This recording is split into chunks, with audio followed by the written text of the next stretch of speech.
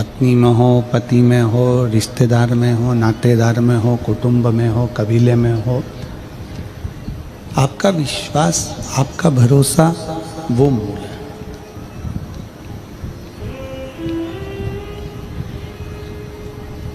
यदि विश्वास नहीं है, भरोसा नहीं है, तो फिर भगवान भी नहीं है। भगवान तब प्राप्त होता है जब व्यक्ति का विश्वास दृढ़ होता है।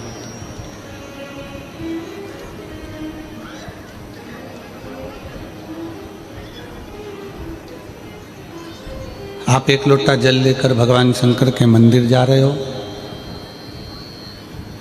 आप एक लोटा जल लेकर भगवान शंकर के नज़दीक जा रहे हो, और यदि आपका भरोसा भगवान पर नहीं है तो वो चढ़ाया गया जल भी व्यर्थ है।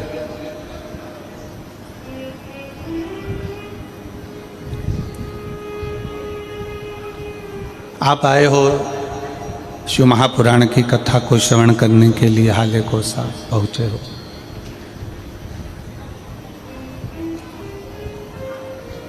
रोड पर, ग्राउंड में, जहाँ जहाँ आप लोग बैठे हैं, कथा का रसतत्व ग्रहण कर रहे हैं, कथा सुन रहे हैं, कथा को श्रवण कर रहे हैं, सुन रहे हैं।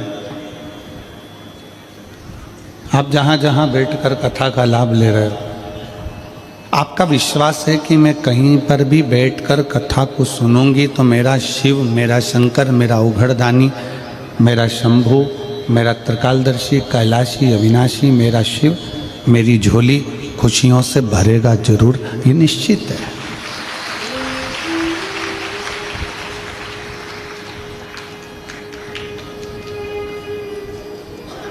कई लोग ऐसे भी बैठे हुए हैं जिनको हम ये व्यासपीठ नजर ही नहीं आ रहे।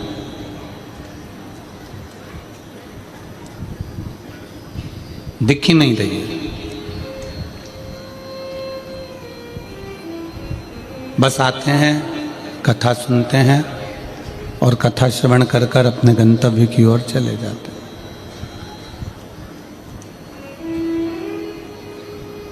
शब्द रूपी शिव उनके कानों में पहुंच गया।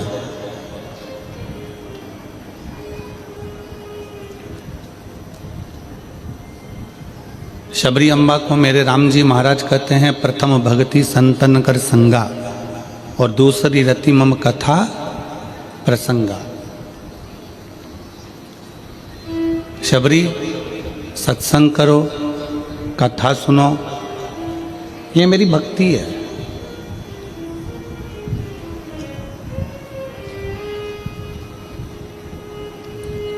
यहां बैठकर आप कौन सी भक्ति कर रहे हो? श्रवणम भक्ति, सुन रहे हो। कौन सी भक्ति कर रहे हो? सत्संग रूपी भक्ति, सुन रहे हो, सत्संग कर रहे हो। और श्रवणम, सत्संग, ये वो भक्ति है जिसके बल पर हम परमात्मा को प्राप्त कर सकते हैं।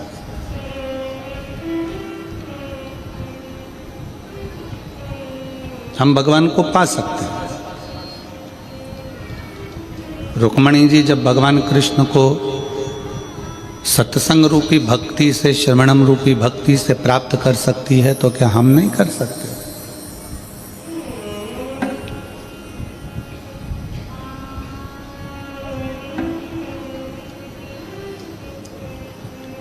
हम जितना कथा को सुनते हैं, हम जितना कथा को श्रवण करते हैं, उतना उतना हम परमात्मा को अपने भीतर उतारते चले जाते हैं।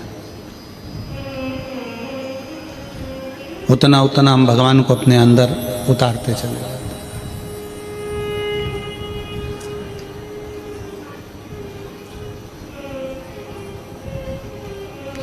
पानी सामने रखा है, उस पानी को देख लोगे तो क्या तुम्हारी प्यास मिट जाएगी? जम के बोलो जरा, हाले कोसा वाले, नहीं मिटेगी। भोजन सामने रखा है, उस भोजन को केवल देखते रहोगे तो क्या भूख मिट जाएगी? नहीं, उसको ग्रहण करना पड़ेगा। पानी को पियोगे प्यास मिटेगी, भोजन को करोगे भूख मिटेगी।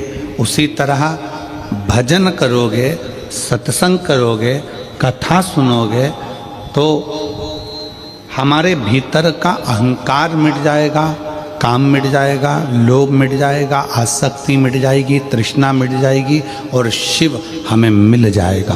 तृप्ति कब मिलेगी? जब ये सब समाप्त होगा।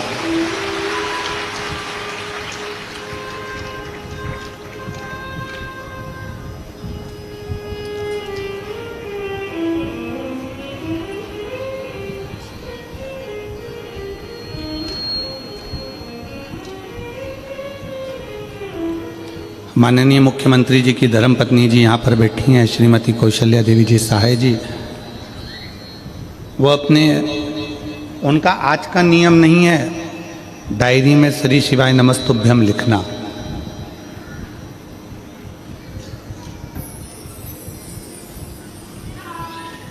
जब माननीय मुख्यमंत्री जी की कुर्सी पर नहीं थे, उसके पहले भी श्रीमती कौशल्या देवी जी सहाय जी ये लेखन लिखती रही हैं, श्री शिवाय नमस्तुभ्यम, श्री शिवाय नमस्तुभ्यम। हमने एक बार इनसे पूछा,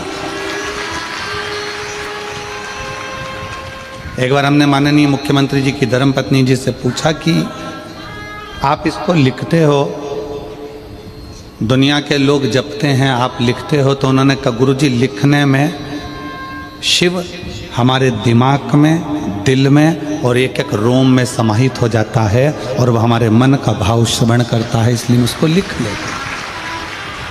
हम साधुवाद देते हैं जी आपको, बहुत बहुत साधुवाद। इसी को शिव भक्ति कहते हैं,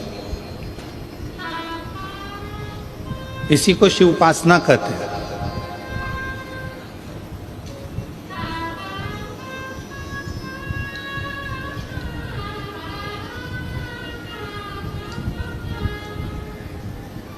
कई लोग ऐसे भी हैं इस छत्तीसगढ़ की धरा पर जो अपने शरीर पर राम राम राम राम राम राम राम लिख लेते, राम में इतने डूब गए।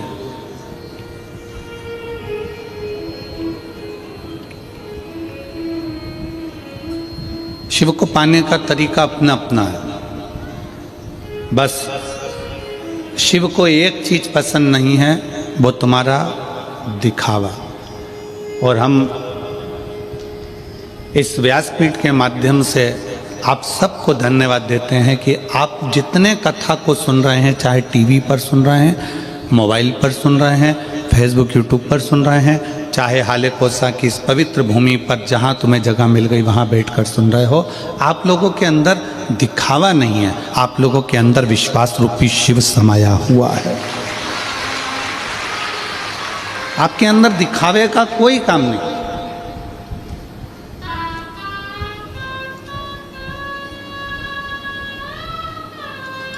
बाकी की जितनी कथा होती है ना, उसमें बैठने के लिए लोगों को गादी लगाना पड़ती है, चादर लगाना पड़ती है, आसन लगाना पड़ता है, कालीन बिछाना पड़ता है, कुर्सियां देना पड़ती है, सोफे देना पड़ते हैं, पूरी व्यवस्था करना पड़ती है। पर भारत की ये पहली कथा होती है, शिव महापुराण की कथा, जो इतने सालों से लोग टीवी पर भी सुन रहे हैं, अपने अपने क्षेत्र में भी सुन रहे हैं, कि लोग अपने घर से बिछाने का साथ लाते हैं, ओढ़ने का साथ लाते हैं, पानी की बोतल साथ लाते हैं, खाने का साथ लाते हैं, और अपनी मस्ती में जहाँ जगह मिल जाए, रोड पे मिले तो रोड पे, चौराहे पर मिले तो चौराहे पर, पुल पे मिले तो पुल पे, जहाँ उनको जगह मिलती है वहाँ बैठकर अपना आसन लगाकर कथा का रसतत्व ग्रहण कर लेते हैं। इसमें दिखावा नहीं, इसमें भक्ति है।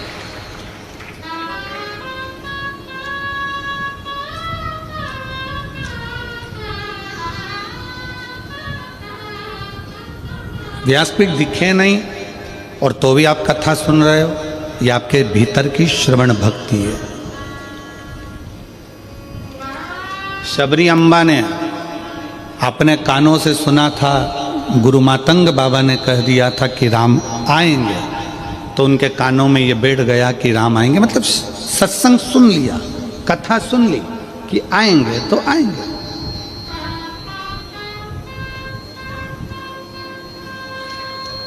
माँ कर्माबाई ने अपने गुरु के मुख से सुन लिया था कि भगवान को प्रेम से अगर भोजन कराया जाए तो भगवान सब कुछ पा लेते हैं। कर्माबाई ने वो नज़ारा भी देख लिया।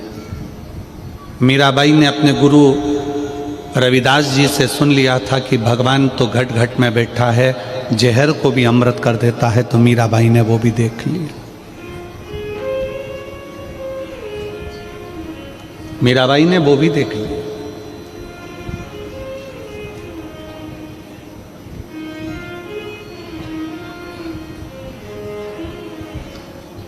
कोई कहता है कि केदारनाथ जाना पड़ेगा, शंकर जी मिल जाएंगे। कोई कहता है सीहोर जाना पड़ेगा, शंकर जी मिल जाएंगे। कोई कहे उज्जैन जाना पड़ेगा, शंकर जी मिल जाएंगे। कोई कहे काशी जाना पड़ेगा, शंकर जी मिल जाएंगे। कोई कहे त्र्यंबकेश्वर जाना पड़ेगा, शंकर जी मिल जाएंगे। कोई कहे नर्मदा के घाट जाना पड़ेगा, शंकर जी मिल जाएंगे। शिव महापुराण की कथा कहती है शंकर तो तुम्हारे दिल में बैठा है, एक बार दिल से घर में बैठ कर भी पुकारोगे तो शंकर मिल जाएगा। वो दूर नहीं है, उसमें दूरी है ही नहीं। आप शिव को जहां बैठकर पुकारोगे शिव तुम्हारे पास में।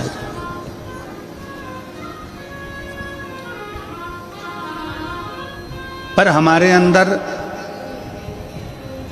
अहंकार इतना भर गया, काम इतना भर गया, लोभ इतना भर गया, आसक्ति इतनी भर गई, तृष्णा इतनी बढ़ गई, वासना इतनी बढ़ गई। हमारे भीतर दूसरे का भाव लेने का, दूसरे का धन लेने का मन में इतना भाव बढ़ गया कि हम दूसरे के धन को पाकर सुखी होना चाहते हैं।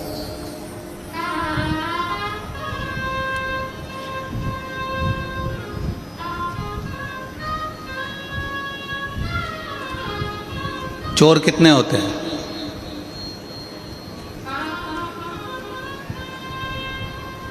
जैसे कपड़े की वैरायटी होती है उसी तरह चोट्टों की भी वैरायटी होती है। अलग अलग तरह के चोर होते हैं। किसी के घर में घुस गया बिना पूछे, वो भी जम के बोलो जरा चोर है। वो भी क्या है? चोर है। किसी का रखा हुआ सामान बिना पूछे उठा लिया, वो भी जम के बोलो चोर। किसी के घर में जाकर कोई सामान उठाकर लेकर चले गए, वो भी चोर है। वो भी चोर। घर में कोई गाजर का हलवा बना, पूड़ी बनी, खिचड़ा बना, चावल बना, भोजन बना, भगवान को दिए बिना, भगवान को बिना भोग लगाए खा गए, वो भी चोर है। घर में बूढ़ी माँ है, घर में बूढ़े पिता हैं,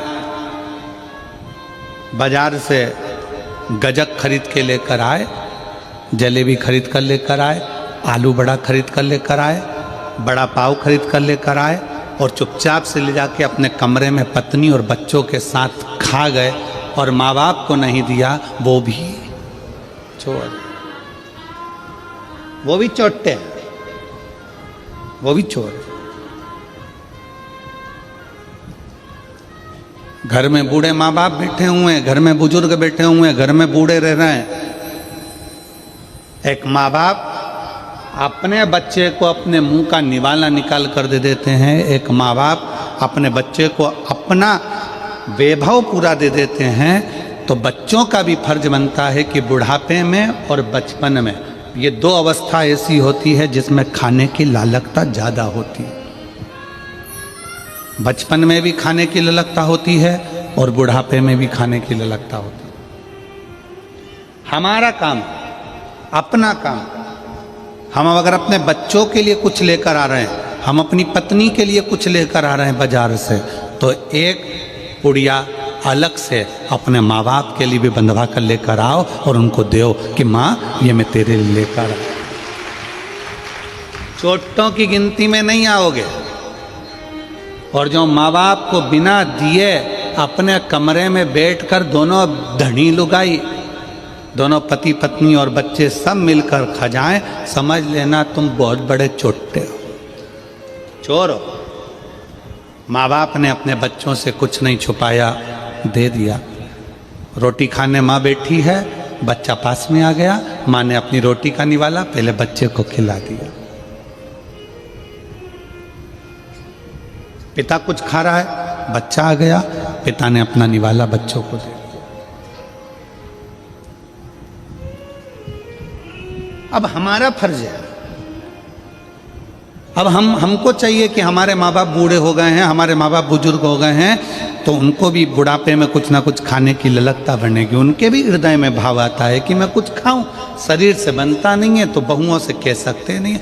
अपना फर्ज है कि जब बाजार से अपनी पत्नी के लिए कुछ खरीद कर ला रहे हो, बाजार से अपने बच्चों के लिए कुछ खरीद कर लेकर आ रहे हो, तो अपने बूढ़े माँ बाप के लिए भी अलग से थोड़ा सा पैक करा कर लेकर आओ और उनको बंद एक पुड़िया बनाकर एक अलग से लेकर आकर उनको कहो, माँ ये मैं तेरे लिए गजक लेकर आया हूँ, माँ मैं तेरे लिए गाजर का हलवा लेकर आया हूँ, माँ मैं तेरे लिए ये लेकर आया हूँ। बुजुर्ग खाता कम है, अपने बेटे का स्वभाव देखकर, बहू का स्वभाव देखकर आशीर्वाद देता ज्यादा है, आशीर्वाद ज्यादा देता है।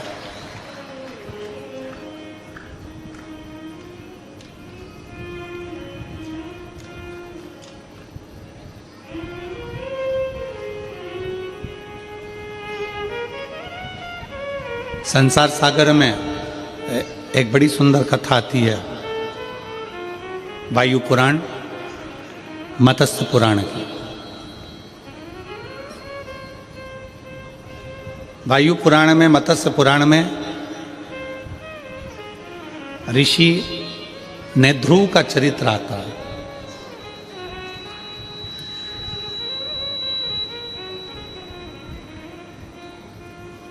ऋषि नेध्रुव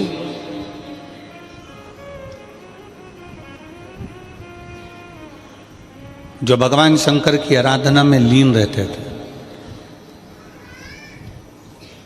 शिव की भक्ति में लीन है। उनकी धर्म पत्नी का नाम था सुमेधा।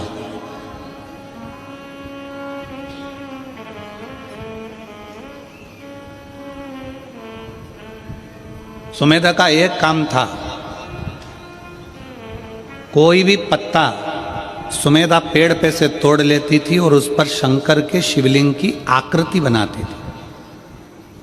जैसे ये दीदी श्री शिवाय नमस्तुभ्यम लिखती हैं, वैसे उसका नियम था सुमेधा का। किसी भी वृक्ष की पत्ती को तोड़ लेती है और उस पर शंकर जी की आकृति बनाती, शिव की आकृति।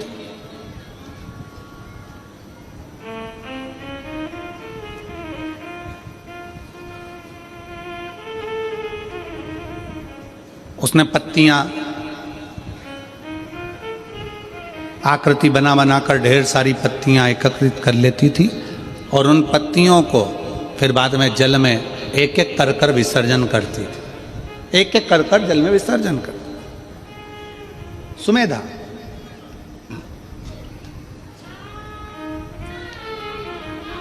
नेध्रुव ऋषि की धर्म पत्नी सुमेधा कोई भी पत्ती मिल जाती, उस पर चंदन से, अबीर से, गुलाल से, जो उसके पास में होता उससे उस पर वो शिवलिंग बना लेती।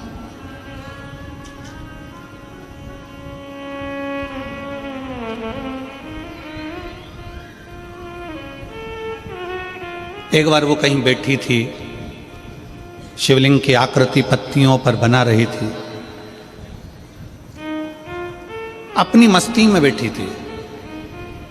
एक विधवा लेडीज, एक बेधव्य महिला स्त्री बहुत दुखी थी, जिसका नाम था शारदा। वायु पुराण का यह चरित्र है, मत्स्य पुराण में भी इस चरित्र का वर्णन आया है।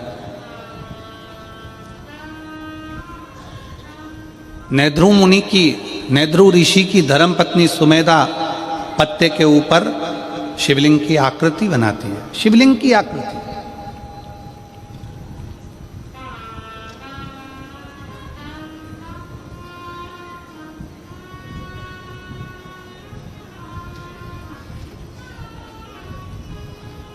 एक वैधव्य स्त्री जिसका पति उसको छोड़कर चले गया, प्राण छूट गए उसके। घर में 4 बच्चे हैं छोटे छोटे, उन बच्चों का पालन करना है उसको। उसके पास में धन नहीं, उसके पास में वैभव नहीं है।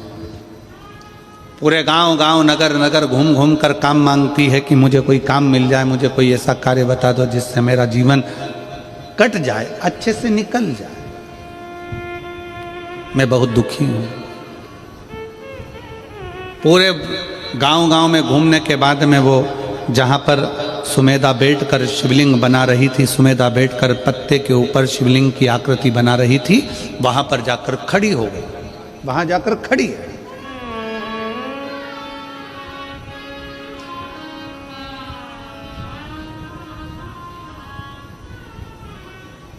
एक दिन हो गया, 2 दिन हो गया, 3 दिन हो गया, 4 दिन हो गया, 5 दिन हो गए। रोज आ जाती शारदा, रोज खड़ी हो जाती। केवल खड़ी हुई शिवलिंग की आकृति बना रही है सुमेधा और उसको देख रही है।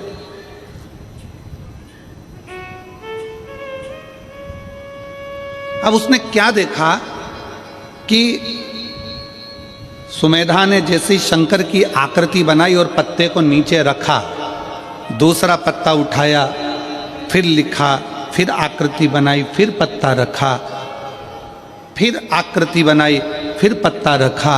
इतने में शारदा ने क्या देखा कि एक इल्ली उस पत्ते के पास में गई।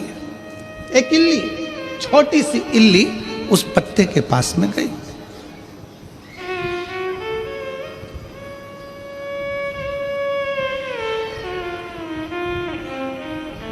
और शारदा देख रही है कि वो इल्ली पत्ते के पास में जाती है और पत्ता उसने धीरे धीरे धीरे धीरे खाना प्रारंभ किया। पत्ता उसने धीरे धीरे खाना प्रारंभ किया।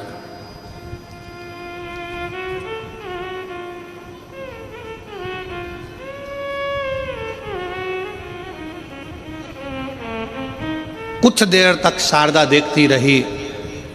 उसने क्या देखा कि पत्ते को जैसे ही इल्ली ने खाना प्रारंभ करा और वो शंकर का जो शिवलिंग सुमेधा ने बनाया था, इल्ली खाते खाते वहां पर पहुंची है। उतनी देर में इल्ली के प्राण छूट जाते हैं और वो एक मनुष्य की आकृति धारण कर कर, कानों में कुंडल, गले में माला पहनकर सामने से देव योग से बैकुंठ लोक की ओर, इस मृत्यु लोक से जा रही है। एक इल्ली, एक छोटी सी इल्ली पत्ते को खाई और बैकुंठ को जा रही। शारदा को बड़ा आश्चर्य हुआ। मैं जंगल जंगल घूम रही हूं, नगर नगर जा रही हूं, गांव गांव जा रही हूं, सबसे प्रार्थना कर रही हूं, मेरे बच्चे भूखे हैं, भोजन चाहिए, मेरे बच्चों को क्या खिलाऊंगी? पति चले गया, मैं अकेली मेरे बच्चों को कैसे पालूंगी? नेत्रों से नीर बह रहा है। 5 दिन तक उसने लगातार यही लीला देखी। उस पत्ते को इल्ली खाती चली जाती, कोई जीव खाता चले जाता, कोई बकरी खाती चली जाती। उसने बड़ा विचित्र देखा। आखिरी में 7 दिन निकल गए और 7 दिन के बाद में वो अपने हाथ जोड़कर सुमेधा के सामने जाकर खड़ी हो गई। सुमेधा के सामने विनय करने के लिए सुमेधा से कहा, ए बहन, मेरे को एक बात कहना। सुमेधा ने कहा, तुम कौन हो? मेरा पति चले गया, शांत हो गया, मैं वैधव्य हूं, विधवा हूं। मेरा नाम शारदा है, मेरे 4 बच्चे हैं, भूखे हैं, भोजन नहीं मिलता, जगह जगह जाकर काम करती हूं, कुछ उठा लाती तो अपने बच्चों को खिला दे। बहुत दयनीय स्थिति है मेरी। मैंने देखा है आप पत्ते पर कुछ बनाती हो। सुमेधा मुस्कुरा कर कहती है, मैं शिवलिंग बनाती हूं। शिवलिंग? हाँ। इससे क्या होगा? तो कहा, मेरे पति ने, ध्रुव ने मुझे बताया था कि अगर शंकर का शिवलिंग किसी जगह अंकित किया जाता है तो वह अंकित किया गया शिवलिंग भी हमें तेज बल और तप प्रदान करता। आप लोगों ने कभी देखा है कि एक राम नाम लेखन की बैंक भी होती है? आप लोगों को मालूम है? ऐसी किताब मिलती है, उसमें राम राम राम राम राम राम राम राम लिखते हैं लोग। नमः शिवाय लिखते हैं लोग। ओम नमः शिवाय लिखते हैं लोग। श्री शिवाय नमस्तुभ्यम श्री शिवाय नमस्तुभ्यम लिखते हैं। कौन कौन ने देखी? जरा हाथ उठाओ। देखिए आप लोगों ने, ऐसी किताब मिलती है, पर्चा मिलता है, उसमें आपको लेखन करना पड़ता है। उसका फल क्या है? भारत की भूमि पर कई लोग राम नाम लेखन करते हैं। भारत की भूमि पर कई लोग शिव नाम लेखन करते हैं। भारत की भूमि पर कई लोग भगवान शंकर का नाम, भगवान राम का नाम, भगवान कृष्ण का नाम लेखन करते हैं। उसका फल क्या? तो कहा उस लेखन का फल यह है कि आप अगर जंगल में जाकर, वन में जाकर कहीं तप साधना नहीं कर सकते, क्योंकि तप साधना करने के लिए भी एकाग्रता चाहिए और लिखने के लिए भी एकाग्रता की जरूरत होती है। अगर आप कहीं वन में जाकर तप साधना नहीं कर सकते तो एक कॉपी पर आप भगवान का जब नाम लिखते हैं तो आपका दिल और दिमाग एकाग्र हो जाता है, भगवान की चरणारविंद में चला जाता है। वो तप के बराबर है, वो साधना के बराबर। भारत की भूमि पर जितने लोग राम नाम लिखते हैं, लेखन करते हैं, कृष्ण नाम लिखते हैं, लेखन करते हैं, शिव नाम लिखते हैं, लेखन करते हैं, नमः शिवाय लिखते हैं, लेखन करते हैं, शंकर का मंत्र लिखते हैं, लेखन करते हैं, उन सब के चरणों को नमन करता हूं। क्योंकि आप भले वन में जाकर तप नहीं कर सकते, साधना नहीं कर सकते, पर लेखन करने में चित्त मन एकाग्र हो जाता है। फिर भगवान उसको तप साधना में गिन लेते हैं, क्योंकि इसने अपने मन को कंट्रोल कर लिया, अपनी इंद्रियों को कंट्रोल कर लिया। साधना करिए इसने।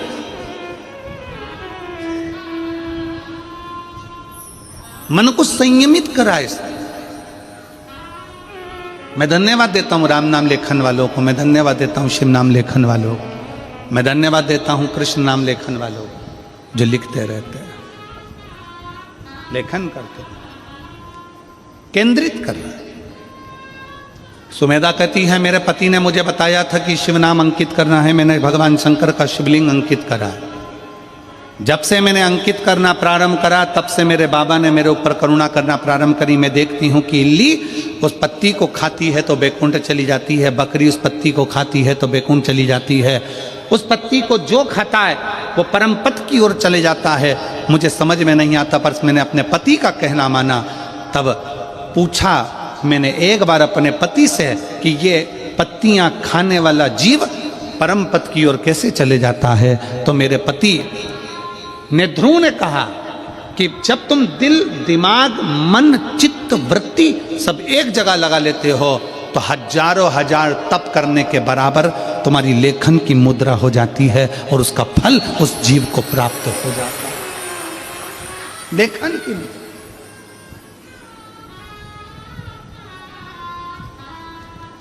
उसका फल प्राप्त हो जाता है। शारदा ने कहा मैं बड़ी दुखी हूं, मैं क्या करूं? सुमेधा ने कहा कि मैं नहीं बता सकती, पर मेरे पति ने, ध्रुव के पास तुम जाओ, उससे विनय करो, वो तुम्हें जरूर मार्ग बताएगा। उसने मुझे मार्ग बताया है तो तुम्हें भी बताएगा। जाओ तुम जाकर बात करो। शारदा भगवान का नाम जपती जपती ने ध्रुव के पास पहुंच गई। ने ध्रुव बैठे तप साधना में थे, उन्होंने तुरंत पूछा मां तुम कैसे आई? दीदी, जीजी, बेटी तुम कैसे आई? एक संत, एक साधु, सन्यासी, तपस्वी, साधक, उपासक, पक्का शिव भक्त, पक्का भगवान का उपासक, संत, साधु, सन्यासी, तपस्वी, तप करने वाला, साधना करने वाला, कोई संत, कोई महात्मा, कोई भी होगा ना, स्त्री को मां कहकर संबोधित करता है। क्योंकि उसके सामने भले युवान स्त्री भी खड़ी होती है ना, तो वो साधु हमेशा उसको मां ही कहता है। कोई बेटी खड़ी है ना तो उसको बेटी कहकर पुकारता है, पर उसके नाम से कभी संत साधु किसी स्त्री को नाम से नहीं पुकारता। उसको मां संबोधन देगा। भगवान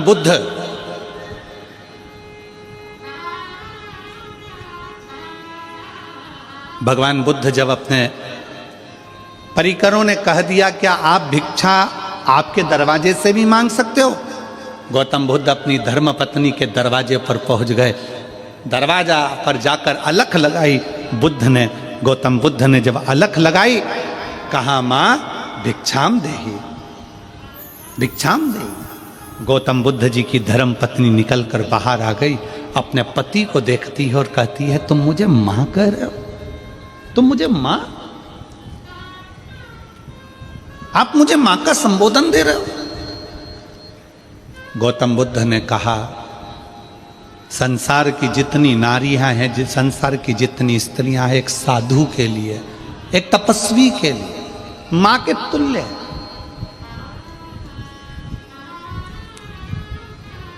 वो माता के तुल्य है, मां के तुल्य है। और तुम मेरी माता हो। भारत की प्रत्येक बेटी, भारत की प्रत्येक स्त्री, भारत की प्रत्येक नारी अपने बेटे को भोजन कराए, चाहे अपने पति को भोजन कराए, चाहे अपने ससुर को भोजन कराए, चाहे अपने जेठ को भोजन कराए, चाहे अपने देवर को भोजन कराए, चाहे अपने नंदोई को भोजन कराए, चाहे अपने मामा को भोजन कराए, चाहे अपने फूफा को भोजन कराए। जिस समय पर घर की स्त्री भोजन परोसती है, जिस समय पर घर की स्त्री भोजन बनाती है, चाहे वे बेटी हो, चाहे वो बहू हो, चाहे वो माँ हो, घर की स्त्री जब भोजन बनाती है, भोजन परोसती है, उस समय पर वो पत्नी नहीं रहती है, उस समय पर वो एक माँ का स्वरूप हो जाती है, अन्नपूर्णा का स्वरूप हो जाती है। इसका प्रमाण है हमारा काशी, इसका प्रमाण है हमारी काशी की भूमि, जहां पर भगवान शंकर को पूरे विश्व का भरण पोषण करना है, पूरे विश्व का पेट भरना है, तो वह अपनी धर्म पत्नी पार्वती से भिक्षा मांग कर कहते हैं मां अन्नपूर्णा, हे मां अन्नपूर्णा अन्न दीजिए। पार्वती जी आश्चर्य में पड़ गई, तुम मुझे मां कह रहे हो? शिव, मैं आपकी अर्धांगिनी हूं, आप आज्ञा करो ना। शंकर कहते हैं मां अन्नपूर्णा भिक्षा दीजिए। अन्नपूर्णे सदा पूर्णे शंकर प्राण वल्लभे, हे मां कृपा करिए, आप हमको भिक्षा दीजिए। पार्वती जी कहती हैं मैं तुम्हारी अर्धांगिनी हूं, मैं तुम्हारी पत्नी, और तुम मुझे मां कहकर संबोधित कर रहे हो? मां?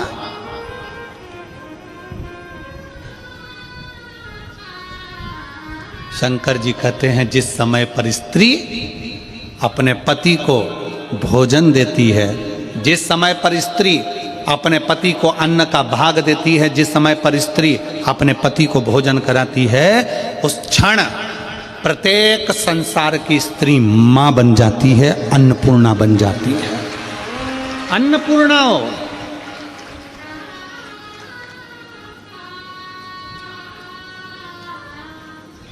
माता भिक्षाम देई, भिक्षा दीजिए।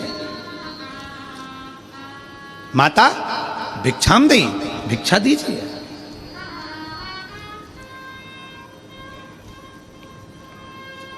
संसार में जितने संत हैं, जितने साधु हैं, जितने सन्यासी, जितने तपस्वी, जितने साधक, जितने उपासक, कभी नाम लेकर नहीं बोलेंगे। दीदी कर कर बोलेंगे, जीजी कर कर बोलेंगे, बेटी कर कर बोलेंगे, मां कर कर बोलेंगे। माता का संबोधन दे देंगे, अम्मा, मां का संबोधन, आई, संबोधन कर कर बोलेंगे। संत की श्रेष्ठता इसी में, संत की श्रेष्ठता सबसे ज्यादा इसी में है कि वो संबोधन जब दे तो एक नारी को माता का संबोधन दे। कितना सुंदर कहा है। एक बेटा अपनी मां के साथ रोज प्रवचन में जाता था, और प्रवचन में मां संत से कहती थी बाबा मुझे आपको अकेले में मिलना है। संत अकेले में नहीं मिलता।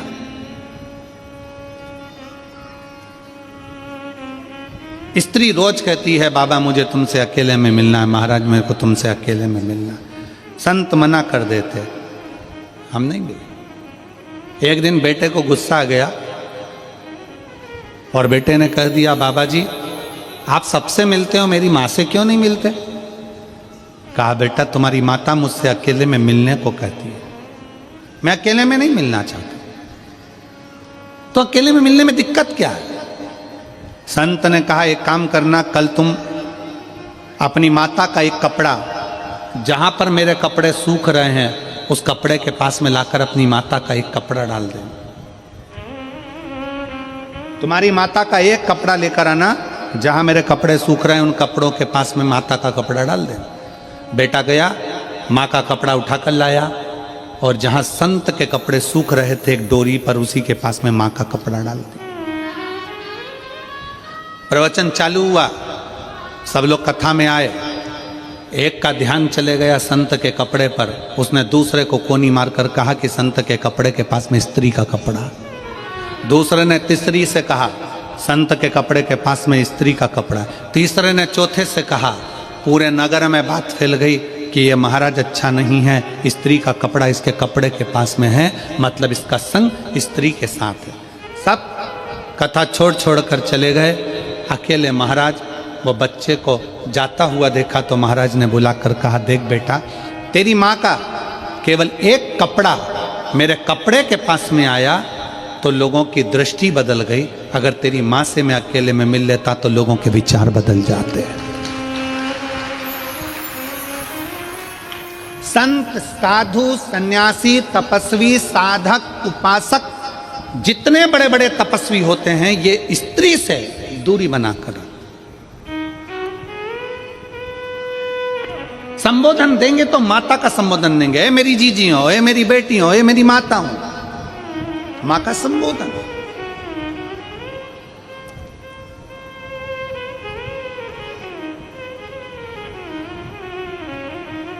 संबोधन दिया जाता है तो मातृत्व भाव।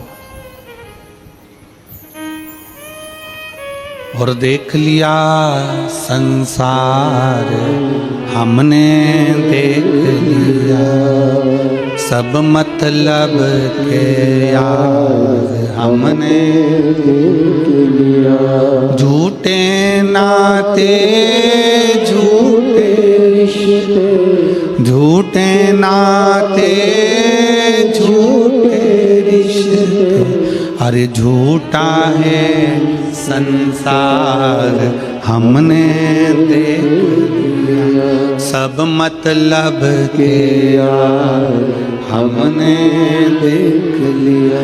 एक संत की सबसे बड़ा प्रबलता एक संत की होती है कि वो स्त्री को मां कहकर संबोधित करता है, मातृत्व भाव में देखता।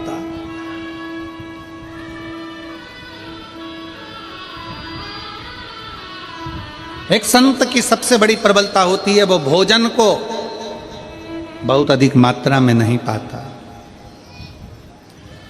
त्याग की भावना होना चाहिए। त्याग की भावना। उपास करते हो आप लोग? कोई सा भी उपास करते हो? कभी महीने, 4 महीने, 6 महीने, 1 साल में कोई सा उपास रखते होगे? अरे हाथ तो हिलाओ जरा, सही है? रखते हो सब लोग? रखो जरा। खाते ही खाते हो कि भूखे भी रहते हो? जम के बोलो जरा। थोड़ा भूखे रहते हो।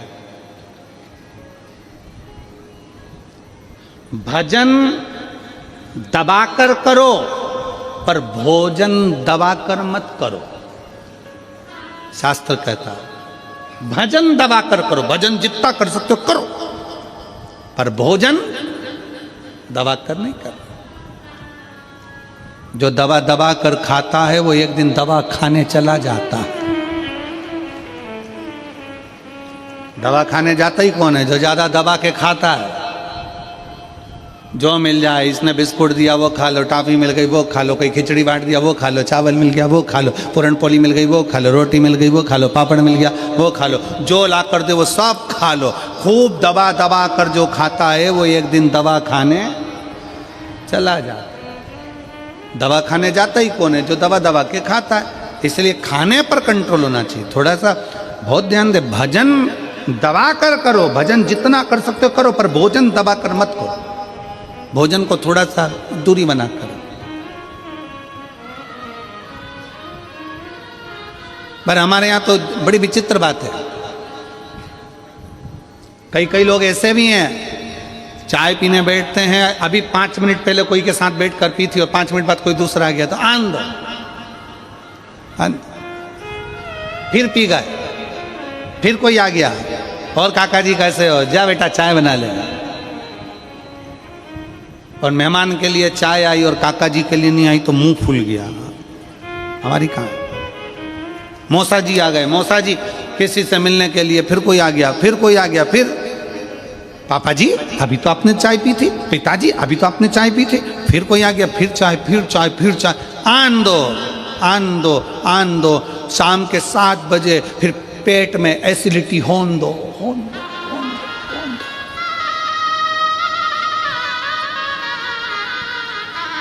अब पिताजी शाम को यहां से वहां, वहां से वहां, ना जाने। बहू पूछ रही है, पापा क्या हुआ? क्या पता, समझ में नहीं आ रहा है, थोड़ा एसिडिटी हो रहा है, समझ में नहीं।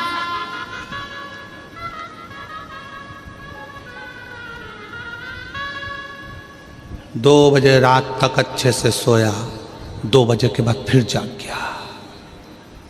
पत्नी ने पूछा क्या हो गया, एकदम उठ के बैठ गए? पता नहीं, दबा दबा कर खाया, इसलिए अब पेट भी दबाना पड़ रहा है, खूब दबा। थोड़ा कंट्रोल, थोड़ा कंट्रोल बहुत जरूरी है। अपनी इंद्रियों पर संयम करना बहुत जरूरी है। जब आप और हम अपनी इंद्रियों को संयमित करेंगे तो ये निश्चित है व्रत का फल मिलता जरूर है। जो उपास कर रहे हो उसका फल मिलेगा। संसार की प्रत्येक, तो जहां नेध्रु मुनि, नेध्रु ऋषि, जिनके सामने शारदा आकर खड़ी हो जाती है, नेध्रु ऋषि,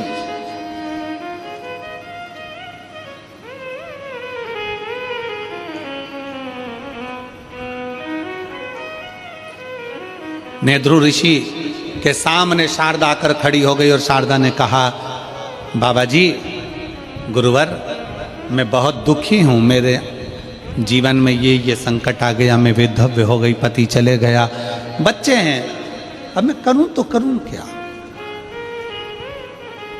क्या करूँ? मैं भूखी हूँ, मेरा परिवार, मेरे बच्चे भूखे हैं, उनको अन्न का भाग नहीं मिल पा रहा है, मैं क्या कर सकूँ? भोजन के लिए मैं सब दूर गई। तब नेध्रु ऋषि ने एक ही बात कही, तुमने कभी शंकर की आराधना करी है? तुमने कभी शिव की आराधना करी है? नेध्रु ऋषि ने पूछा, कभी तुमने शंकर की आराधना करी है? तुरंत शारदा ने कहा, मैंने आज तक ना तो मैं शिव के मंदिर गई हूं, ना शिवालय गई हूं, ना शंकर की आराधना करी, ना नमः शिवाय बोला, ना ओम नमः शिवाय बोला, ना श्री शिवाय नमस्तुभ्यम बोला। मैंने आज तक शिव की आराधना नहीं, आज तक नहीं करी।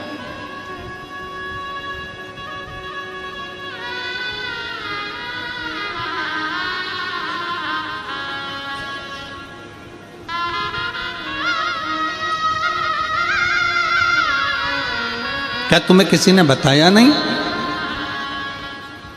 क्या तुम्हें कोई बताता नहीं है कि शंकर की आराधना का फल क्या है? मेरी जितनी जीजियां बैठी हैं, मेरे जितने जीजा बैठे हैं, जितनी मेरी बेटियां, बेटाएं, जितनी मेरी माताएं यहाँ बैठी हैं, जितने मेरे भाई बैठे हैं, उनसे एक निवेदन करूंगा कि आपके घर के पास में आपका कोई रिश्तेदार अगर दुखी है, तकलीफ में है, तो उसको एक बात जरूर कहा करो कि तू शंकर जी के मंदिर में जाकर एक लोटा जल चढ़ाना प्रारंभ कर, मंदिर में साफ सफाई करना प्रारंभ कर, बाबा तेरे को देगा, बाबा तेरे को देगा।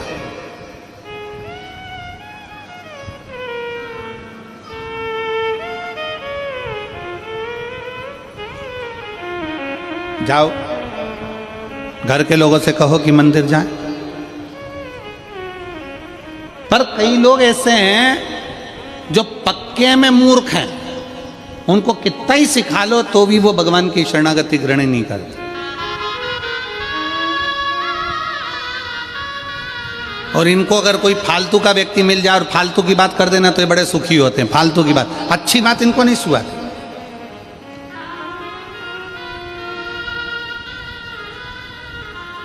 और कई लोग ऐसे हैं जो अपने विचार से नहीं चलते, दूसरे के विचार से चलते।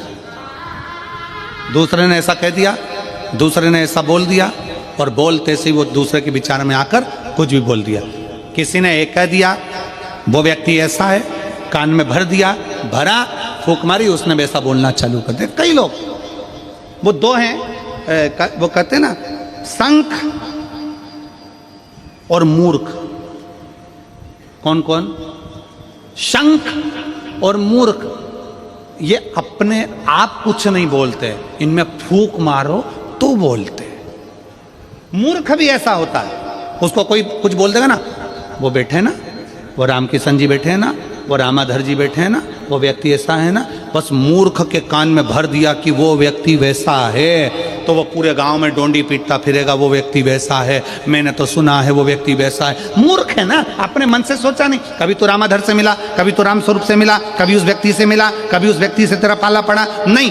उसको पहले आजमाओ तो कि कैसा है। पर किसी ने कह दिया कि वो व्यक्ति वैसा है तो तुमने वैसा मान लिया। शंख कैसा होता है? शंख अपने आप नहीं बजता, शंख में फूंक मारेगा दूसरा तो बजेगा।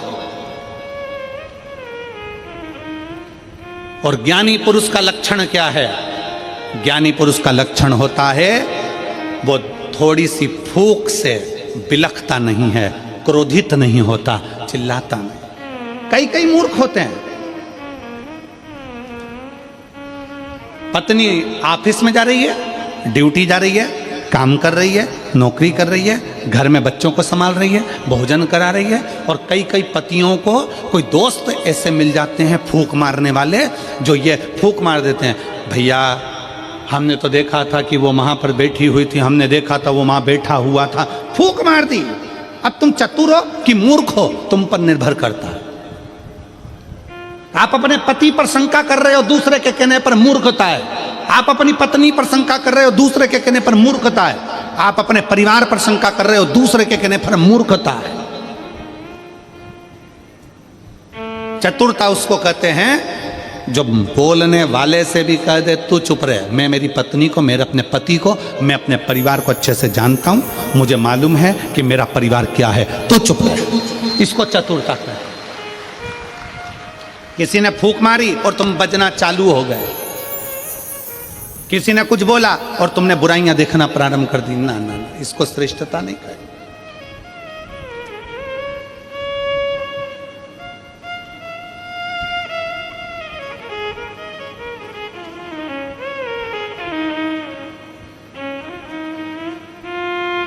इसको श्रेष्ठता नहीं कही। पहले के जमाने में आज के जमाने में बहुत अंतर है। पहले के लोग कहते थे मैं तुम्हारे लिए जान दे दूं, जान बोलो तो सही। आज का जमाना ऐसा है कि अगर वक्त पड़े तो मैं तुम्हारी जान ले लूं, दूं तो नहीं।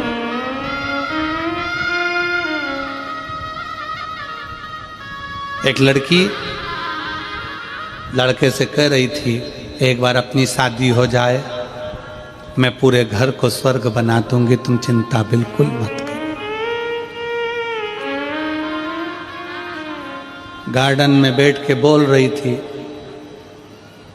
आवाज कानों में गई तो पलट के देखा कि ये घर को स्वर्ग बनाएगी और घर में रहने वालों को स्वर्गवासी।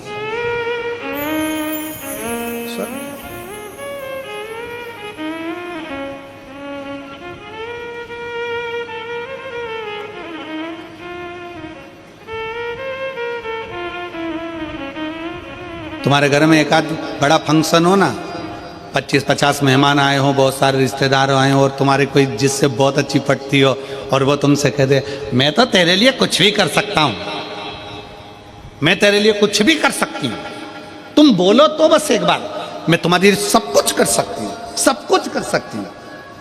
जो तुमसे बोले ना मैं सब कुछ कर सकती हूँ, उसको फोन लगा के बोल दो बर्तन पड़े हैं मांज देगी, पड़े हैं बहुत सारे, सब कुछ कर सकती, मैं तो प्राण दे दूँ ना।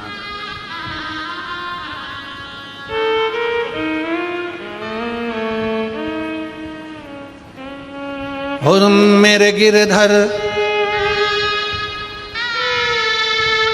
शिव तत्व में, भगवान की भक्ति में, एक आनंदता में, मीराबाई कहती है भगवान कृष्ण से कि हे मेरे गिरधर, हे मेरे गोपाला, हे मेरे कृष्ण, मैं तेरे लिए अपना सर्वस्व वार देती हूँ। भगवान कृष्ण ने परीक्षा ले ली, मीराबाई की जहर का प्याला भेज दिया। जहर का प्याला भेजा तो भगवान को लगा सही में सर्वस्व वार सकती है, तब भगवान कृष्ण उसकी साक्षी में प्रकट हो जाते हैं। थोड़ा परीक्षा मेरा भगवान लेता है, मेरा कृष्ण लेता है, मेरा राम लेता है, मेरा शिव लेता है, उस परीक्षा को लेता है, थोड़ा समय लगता है।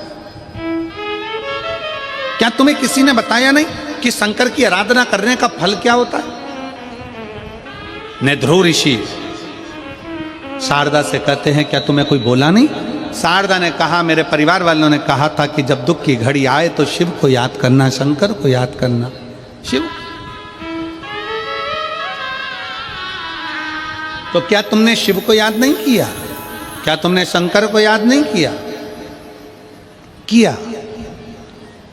मैं थोड़े दिन भगवान के मंदिर गई, थोड़े दिन मैंने भगवान का भजन किया, थोड़े दिन मैं भगवान के मंदिर गई, फिर मैंने मंदिर जाना छोड़ दिया। क्यों? भगवान ने मेरा सुना ही नहीं। नेध्रु ऋषि ने एक बात कही, जितने शिव भक्त यहाँ कथा सुन रहे हैं, जितने शिव भक्त यहाँ पर बैठे हुए हैं और जितने शिव भक्त आस्था चैनल पर कथा सुन रहे हैं, फेसबुक यूट्यूब पर कथा सुन रहे हैं, बड़े ध्यान से सुनना। नेध्रु ऋषि ने पूछा तुम्हें तुम्हारे रिश्तेदारों ने कहा था कि शंकर के मंदिर जाओ, तो तुम गई थी? हाँ गई थी। कितने दिन? थोड़े से दिन। फिर क्यों नहीं गई? मेरा मन नहीं लगा। क्यों? भगवान ने मेरी बात नहीं मानी, इसलिए मैंने मंदिर जाना छोड़ दिया। मैं मंदिर जाना छोड़ दी, मैं कथा जाना छोड़ दी, मैं भजन करना छोड़ दी। क्यों? भगवान ने मेरी सुनी नहीं। नेध्रु ऋषि ने कहा ओ मेरी माँ, बच्चा गर्भ में रहता है तो कितने महीने रहता है? जम के बोलो जरा, कितने महीने? 9 महीने। नेध्रु ऋषि ने कहा एक बच्चे को भी स्वस्थ जन्म लेने में 9 महीना लगता है, और दुनिया के लोग ये सोचते हैं कि हम 2 महीने से जल चढ़ा रहे हैं और भगवान हमारी सुन ले। 9 महीने में बच्चा पूर्ण जन्म लेता है, तो भगवान पर भरोसा भी कम से कम 9 महीना तो करो कि भगवान कुछ देगा। पर आज का जमाना ऐसा हो गया कि कोई ऐसा महाराज मिल जाए जो हमको ऐसी भभूति दे दे और ऐसे पट के और नीचे से सोने के हंडे निकल जाए। तो ऐसा हंडा निकालने वाला महाराज हो तो हमको भी बता दो, हम भी तुम्हारे साथ चलेंगे हाले कोसा से डायरेक्ट,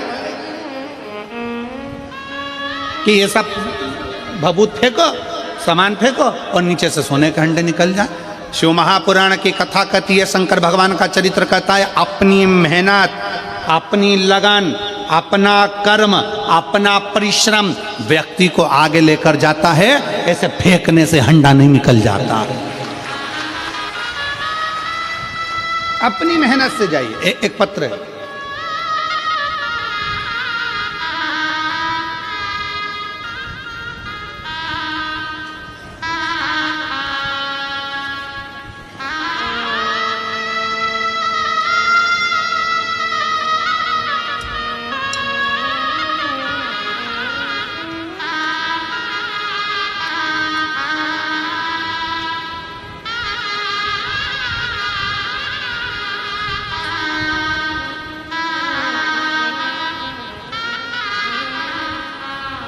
मेरा नाम योगेश्वरी साहू है, मेरे पति का नाम कैलाश साहू है। मैं ग्राम मारगांव, डोंगर गांव, जिला राजनांदगांव, छत्तीसगढ़ की रहने वासी हूँ। कहीं बैठी हो तो हाथ हिला सकती हैं। आ जाइए, एक बेलपत्र ले जाना, आ जाइए। मेरी शादी 2003 में हुई, तब मैं अपने गांव शिव मंदिर जाती थी। मंदिर सुना पड़ा रहता था गुरुदेव। आज मैं आपको धन्यवाद देती हूं कि सारे सुने मंदिरों में आज भीड़ लगी है। ये शिव की कृपा है, शंकर की उदारता। गुरुदेव 2018 में मेरे शरीर में गांठ हो गई। तब मैंने सुना था कि पंडाल में बैठकर कथा का रसतत्व ग्रहण किया जाए तो बाबा सब हल निकालता। हमने पहली कथा हाले कोसा की पुराण कथा पंडाल में सुनी और 2018 से जो गठान थी वो गल नहीं रही थी। डॉक्टर ऑपरेशन का बोल रहे थे। बाबा की कृपा से शिव पर जल चढ़ाकर जल पीना प्रारंभ करा। आज मैं बाबा को धन्यवाद देने के लिए इस हाले कोसा की भूमि पर आई हूँ, क्योंकि इसी भूमि पर मैं पहली बार कथा सुनकर गई थी। बाबा की कृपा से मेरी गठान पूरी गल चुकी है। मैं बाबा को यहाँ धन्यवाद देने के लिए आई। शिव तत्व है। एक पत्र और है,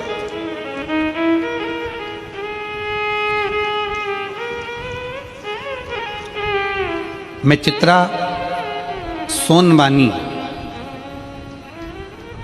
प्रधान पाठक, मैं ग्राम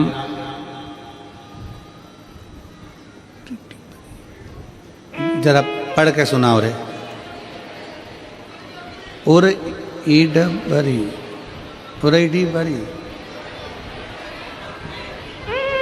उरेड बरी। अरे तुम समझ गए ना, जाना बहुत। पोस्ट नावा गांव, डोंगरगढ़, जिला राजनांदगांव, छत्तीसगढ़ की निवासी हूँ। कहीं बैठी हैं आप? ही हैं। श्री शिवाय नमः। आ जाओ, एक बेलपत्र ले जाना, आ जाओ। गुरुजी, पहली बार जब कथा सुनी थी, एक साइकिल लेने की भी औकात नहीं थी। गुरुदेव, एक साइकिल लेने की भी औकात नहीं थी। हम एक साइकिल ले पाए ये भी नहीं जान सकते थे। पर आज एक साइकिल लेने की औकात नहीं थी। आज भोले बाबा की कृपा ऐसी है। इसी हाले कोसा में पहली बार कथा सुनी थी और इसी हाले कोसा में कह रही हूँ, शंकर भगवान ने 4 व्हीलर गाड़ी घर पर खड़ी कर दी। ये शिव उपासना, ये शंकर की उपासना।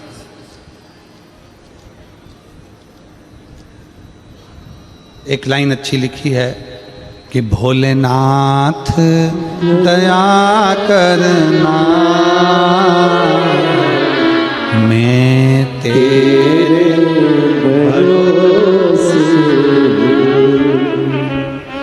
मेरे बाबा दया करना,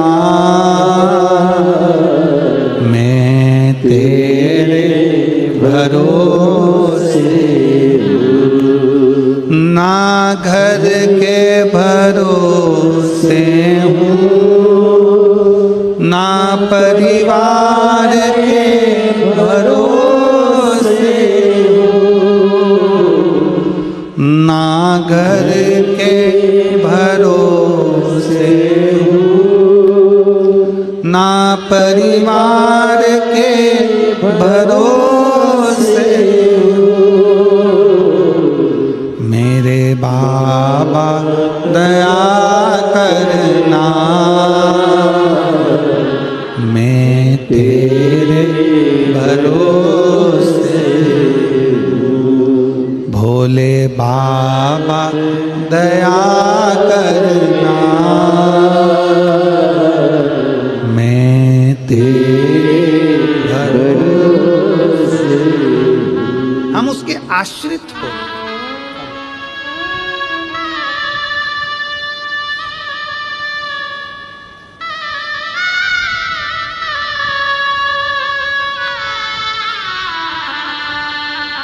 चित्रा शिव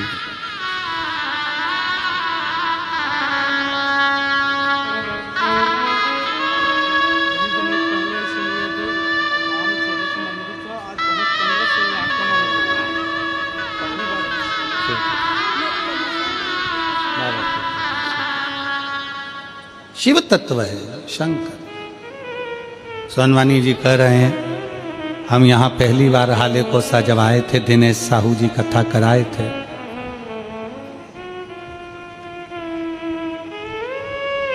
दिनेश साहू के पूरे परिवार को हम बहुत बहुत साधुवाद देते हैं। साहू जी आपके पूरे परिवार को साधुवाद है, बहुत बहुत धन्यवाद। ना जाने कितनों के चेहरे पर ये शिव महापुराण की कथा प्रसन्नता देती है, उसका पूरा फल आपके परिवार को प्राप्त होता है। ये शिव तत्व, ये शिव ओ घड़ी शंकर। वो कह रहे हैं हमने पहली बार कथा इसी हाले कोसा में सुनी थी और बाबा से प्रार्थना करी थी। हमने ये जानकर सुना था कि लोग कहते हैं कि पंडाल में बैठकर कथा सुनने का फल मिलता है।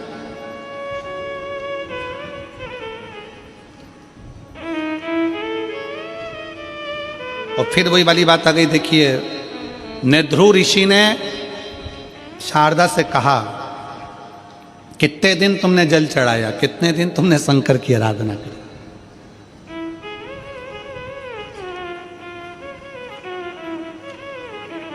कितने दिन?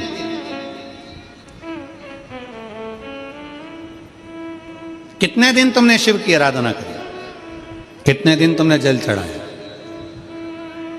शारदा कहती है मैं तो थोड़े से 8, 10, 12 दिन गई, फिर मेरा मन नहीं लगा, भगवान मेरी सुनी नहीं। नेद्रु ऋषि ने कहा गर्भ में जो बच्चा होता है वो भी 9 महीना लेता है तब जन्म लेता है। कोई बच्चा जल्दी जन्म ले लेता है तो वो बीमार पड़ा रहता है, फिर वो ठीक होने में समय ले लेता है। इसलिए अगर भगवान तुम हम जल चढ़ा रही हो, रोज मंदिर जा रही हो, रोज कथा में जा रही हो, कथा श्रवण कर रहे हो, और अगर भगवान तुम्हारी अर्जी, भगवान तुम्हारा पत्र, भगवान तुम्हारी बात नहीं सुन रहा, थोड़ा समय लग रहा है, भगवान तुम्हारा दुख नहीं काट रहा, थोड़ा समय लग रहा है, तो चिंता मत करना, जरूर मेरा बाबा तुम्हें स्वस्थ कुछ ना कुछ देना चाहता है जो अच्छा हो। जल्दी में दे देगा, जल्दी दे दिया और बाद में तकलीफ आ गई तो क्या मतलब। इसलिए थोड़ा रुक कर, आपका काम है मंदिर जाना, आपका काम है भगवान का भजन करना, आपका काम है भगवान का कीर्तन करना, आपका काम है भगवती स्मरण में डूबना, जाते रहो।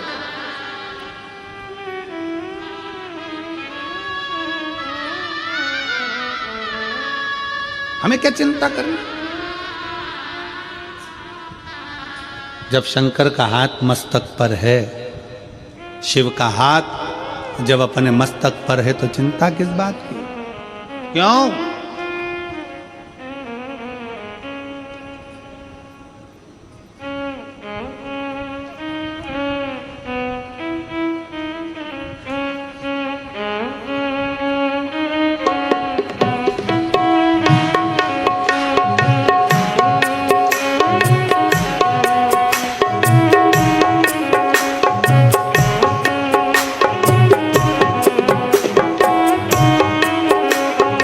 क्या करना फिर क्या करना, क्या करना फिर क्या करना, क्या करना फिर क्या करना, क्या करना फिर क्या करना, तेरे सर पर भोलेनाथ कर फिर क्या करना, तेरे सर पर भोलेनाथ कर फिर क्या करना, तेरे सिर पर भोलेनाथ कर फिर क्या करना, तेरे सिर पर भोलेनाथ कर फिर क्या करना, क्या करना फिर क्या करना, क्या करना फिर क्या करना, ओ क्या करना फिर क्या करना, क्या करना फिर क्या करना, तेरे सर पर भोलेनाथ कर फिर क्या करना, तेरे सर पर भोलेनाथ कर फिर क्या करना, तेरे सिर पर भोलेनाथ कर फिर क्या करना, तेरे सिर पर भोलेनाथ फिकर फिर क्या करना। बड़े भाव से दोनों हाथों से ताली से बजाते हुए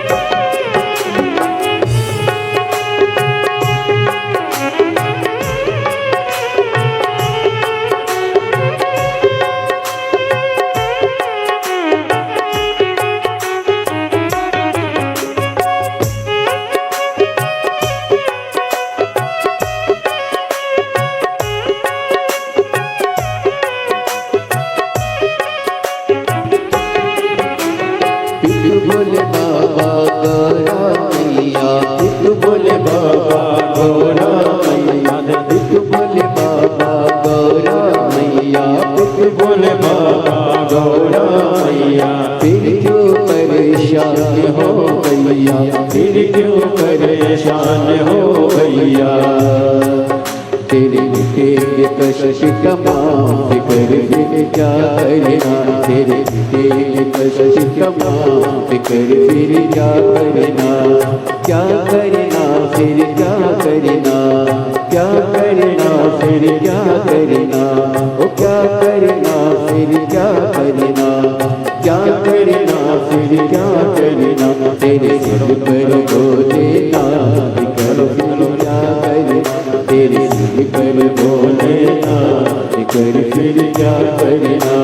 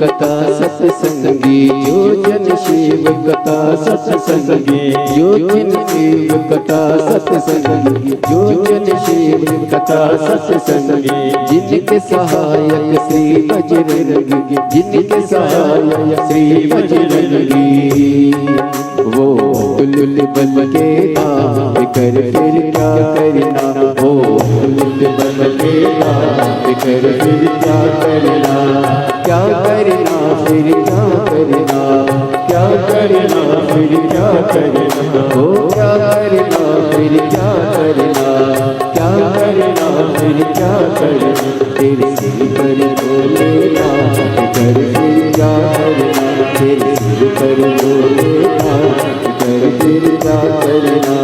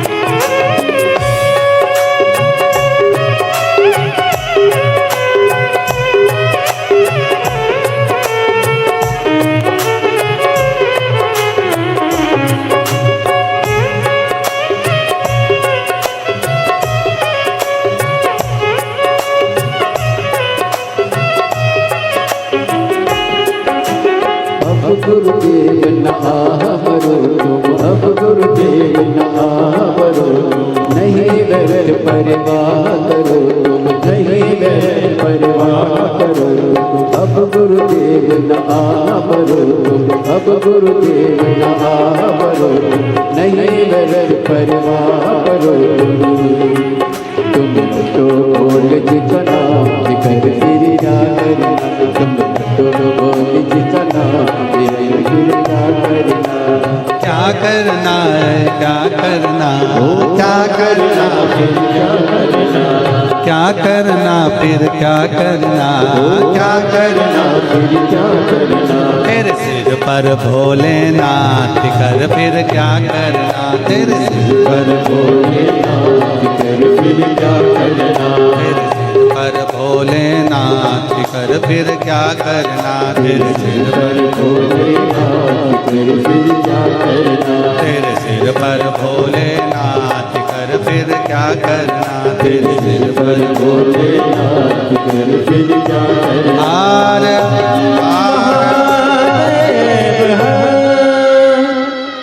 अपने स्थान पर बैठकर भगवान शिव जी से अपने मन के भाव कहिए, दिल से प्रार्थना करिए, दिल से विनय करिए, निवेदन करो, भगवान शंकर से अपने मन के भाव को व्यक्त करो।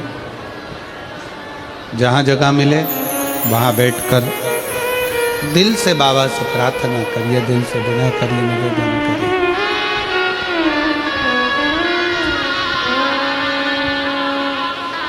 साथ में श्री शिवाय नमस्तुभ्यम बोलकर भगवान से अपने मन के भाव हृदय से भाव से बाबा को कहेंगे, दिल से प्रार्थना करेंगे, दिल से विनय करेंगे, निवेदन करेंगे। जहाँ जगह मिले वहाँ बैठकर बाबा को अपने मन के भाव अवश्य कहिए, दिल से प्रार्थना करें।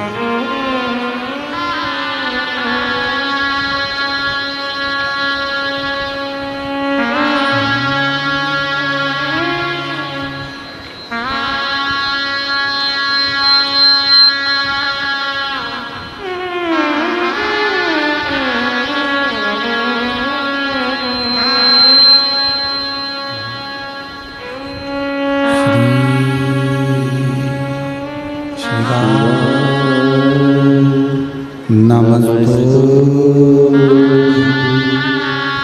श्री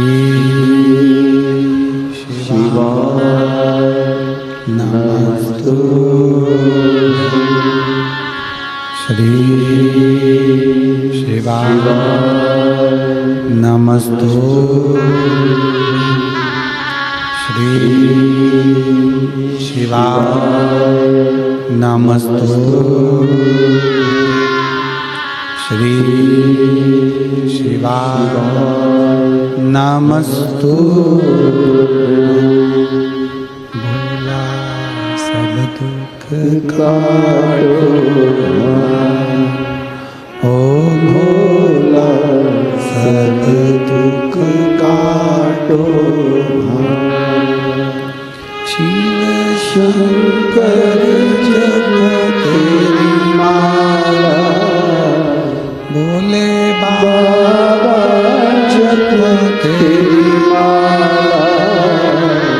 भोला सब दुख काटो,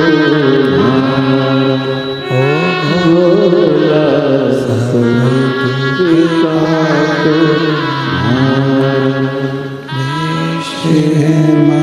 मंगल मंगल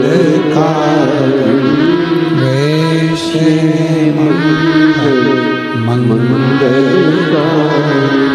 शमशान वासी शमशान वासी ओ भोला सब दुख काटो, ओ भोला सब दुख काटो।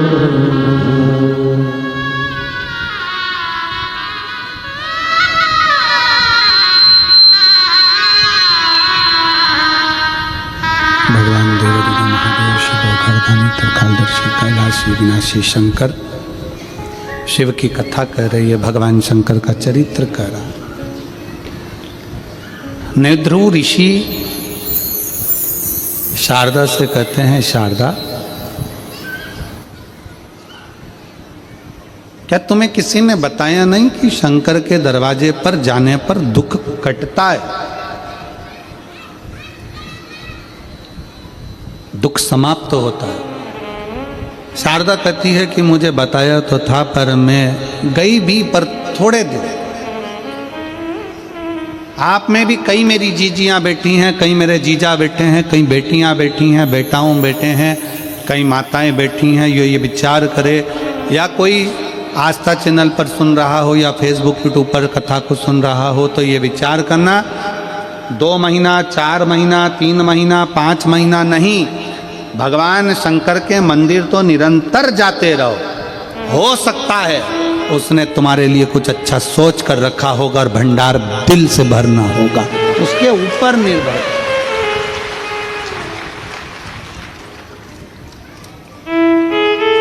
हो सकता है उसने कुछ सोचा, उसने कुछ विचार करा हो। हो सकता है कि उसने कुछ विचार कर रखा हो तुम्हारे लिए, कुछ अच्छा सोच कर रखा हो तुम्हारे लिए, कुछ श्रेष्ठ सोचा हो तुम्हारे लिए। आ जाइए, आ जाओ, आ जाओ।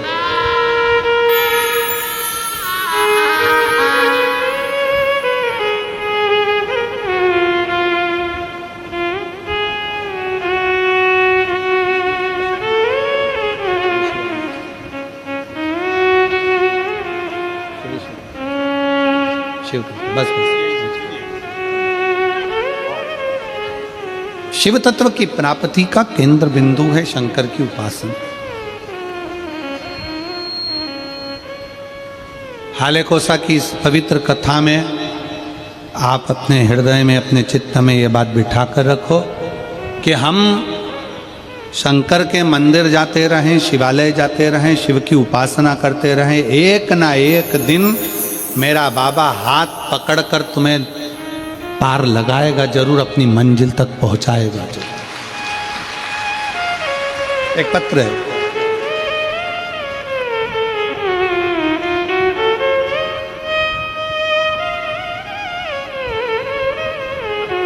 मैं देवकी बाई सिन्हा, ग्राम मोहरा मुड़िया, चलो पढ़ो, तुम लोग पढ़ो, मुड़िया ही है, हाँ ठीक है, मुड़िया डोंगरगढ़ से आई। कहीं बैठी हो तो हाथ हिला सकती हैं, आप ही हैं, आ जाओ, एक बेलपत्र ले जाना चाहिए। मैं देवकी बाई सिन्हा, ग्राम मोहरा मुड़िया डोंगरगढ़ से आई हूँ। मैं आपकी कथा रसपान गंडई में की थी। पशुपति नाथ का व्रत प्रारंभ करा था और मैंने अपने बेटे के लिए और मेरे पति ने अपने पुत्र के लिए शंकर के मंदिर में खूब झाड़ू पोछा किया। एक लोटा जल के बारे में सुनाना चाहती हूँ गुरुदेव। 2024 में मेरे पशुपति व्रत उठाया। मेरे पति हर रोज शिवालय में जाकर साफ सफाई करते, शिवालय में जाते सफाई करते, साफ सफाई में लग गए। पुत्र क्या, मेरा पुत्र राघेंद्र सिन्हा, जिसका जॉब नहीं लग रहा था, बहुत कष्ट में थे, टेंशन था क्या होगा, उससे भी कहा कि तू मंदिर जाना प्रारंभ कर और अपनी मेहनत को 4 गुना बढ़ा। अपना परिश्रम कभी कम मत करो, जितनी पढ़ाई करते हो उससे 4 गुना पढ़ाई को ज्यादा बढ़ाओ। विद्याध्ययन करते हो उससे ज्यादा विद्याध्ययन करो, रात दिन एक कर दो और फिर बाबा को एक बेलपत्र चढ़ाकर शहद लगाकर शिव को समर्पित कर कर अपने लक्ष्य की ओर जाओ, फल मिलेगा जरूर। मेरा बेटा राघवेंद्र सिन्हा कहता है, गुरुदेव, मेरा बेटा बोलता है, क्या बेलपत्री पर शहद लगाने से क्या सफलता मिल सकती है? मैंने अपने बेटे से कहा, तेरे पिताजी मंदिर में झाड़ू पोछा कर रहे हैं, मैं व्रत कर रही हूँ, तू भी मेहनत कर। और आज मैं बाबा को प्रार्थना कर कर, जब कथा श्रवण कर कर गई गंडई की, और कथा में बाबा से प्रार्थना कर कर पंडाल में बैठकर बोल कर गई, तब मेरे बाबा ने 28 नवंबर 2024 को मेरे बेटे रविंद्र सिन्हा को नायब तहसीलदार के पद पर नियुक्त कर दिया। मैं बाबा को यहाँ धन्यवाद देने के लिए, आज मेरा बेटा रविंद्र सिन्हा बाबा की कृपा से नायब तहसीलदार बन गया है। मैं शिव को प्रणाम करने के लिए यहाँ आई, भगवान को धन्यवाद दिया। एक शिव भक्ति किसको कहते हैं, एक शिव की उपासना किसको कहते हैं, शिव आराधना किसको।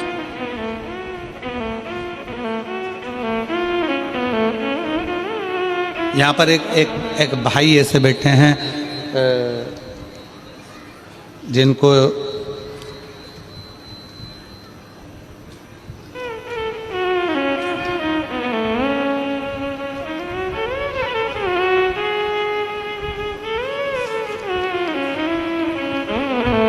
मनोहर लाल साहू,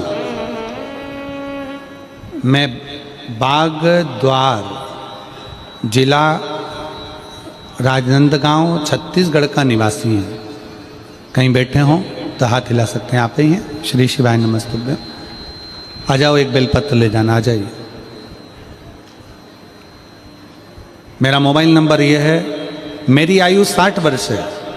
मेरा धर्मपत्नी रामवती साहू 58 वर्ष की है। गुरुजी, मैं एक लोटे जल का क्या वर्णन करूं गुरुदेव। मेरे को सोरायसिस की बीमारी 2017 से लग गई। बीमारी ने ऐसा घेरा कि चमड़ी गलने लगी, जलकर चमड़ी घिरने लगी और उस चमड़ी में से गंध आने लगी। 9 डॉक्टरों को इलाज करवाया, पर सब डॉक्टरों का एक ही कहना था कि ये बीमारी कभी नहीं जाती है, ये रहती ही है।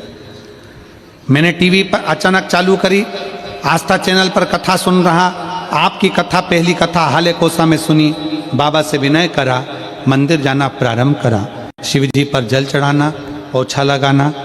रायपुर गुड़ियारी में गया, भिलाई में गया, कौरिया में गया, ऐसे आपकी कथा सुनता रहा। मैं भी पक्का ढीठ हो गया। मैंने भी सोच लिया बाबा जब तक नहीं सुनेगा तब तक कथा नहीं छोड़ूंगा। डॉक्टर ने कह दिया ये बीमारी ठीक नहीं हो सकती, शरीर पे से चमड़ी निकलती रहती, अब करूं तो करूं क्या। सीहोर चले गया, बाबा का कावड़ भरी, विनय करी, और बाबा की कृपा से 17 अगस्त 2024 को बाबा के धाम से कावड़ भर कर आया। मुझे क्या मालूम था कि सीहोर की कावड़ का जल साधारण नहीं होता। कावड़ चढ़ा कर आया और कुछ ही दिन के बाद में बाबा ने मेरी सुन ली, मेरे शरीर का रोग धीरे धीरे समाप्त होने लगा।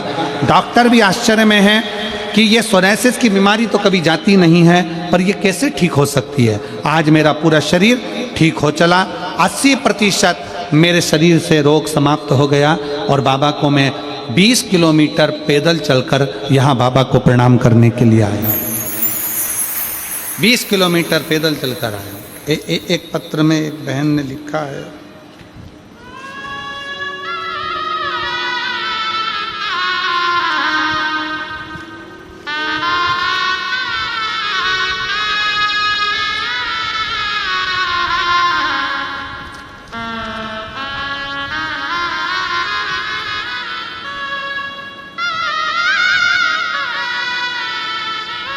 बंधु साहू, जीरा टोला के निवासी हूँ, मानपुर मोहल्ला। कहीं बैठे हों तो हाथ हिला सकते हैं। जिनके पिताजी 63 किलोमीटर दूर से पैदल चलकर यहाँ कथा सुनने के लिए आए हैं, 63 किलोमीटर दूर से। अगर कहीं बैठे हों तो आप एक बेलपत्र लेने के लिए आ सकते हो।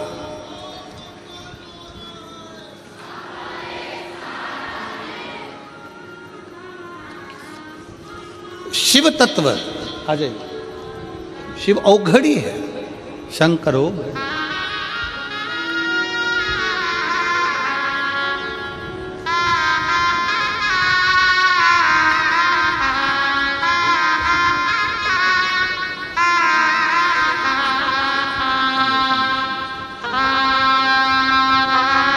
एक बार जोरदार ताली बजाओ। बेटा नायब तहसीलदार बना है।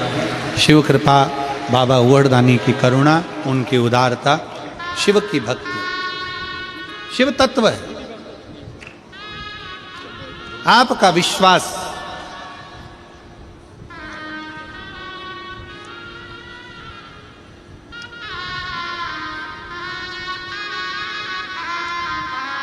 आपका भरोसा, आपकी दृढ़ता शिव तत्व की ओर जाए।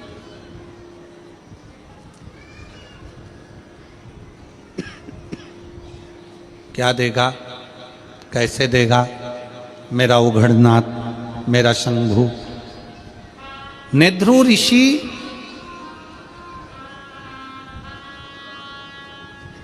शारदा से कह रहे हैं, आ जाइए, शारदा से कह,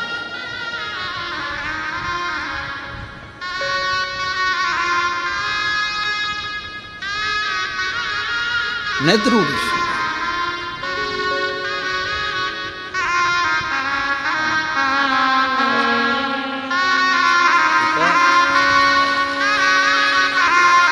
पैदल चलकर आए हैं। एक बार जोरदार ताली बजाएं। और सोरायसिस बीमारी ने घेर लिया था, पर शिव की भक्ति पीछा नहीं छोड़ा इन्होंने। 5 पंडाल कथा सुनी और बाबा ने 5वां पंडाल पूरा हुआ और पूरी बीमारी को समाप्त कर दिया। ये शिव तत्व है, ये शिव। क्या नहीं देगा शिव? शारदा, क्या तुम शिव की आराधना नहीं करती हो? करती हूं। छोड़ दिया था। आपकी और हमारी भी आदत है, आप और हम सब एक जैसे हैं। भगवान ना सुने तो मंदिर जाना छोड़ देते।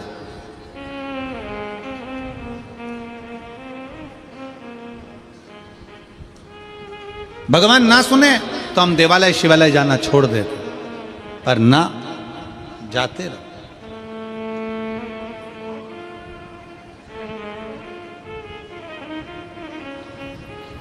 जाते रहो, शिव तत्व श्रवण करते रहो। आप राम जी का भजन कर रहे हो तो भी ये मानकर चलो कि आप शंकर का ही भजन कर रहे हो। आप कृष्ण का भजन कर रहे हो तो भी ये मानकर चलो कि आप शिव का भजन कर रहे हो। आप शिव का भजन कर रहे हो तो भी ये मान के चलो कि आप राम का भजन कर रहे हो। आप शंकर का भजन कर रहे हो तो भी मानो कि आप कृष्ण का भजन कर रहे हो।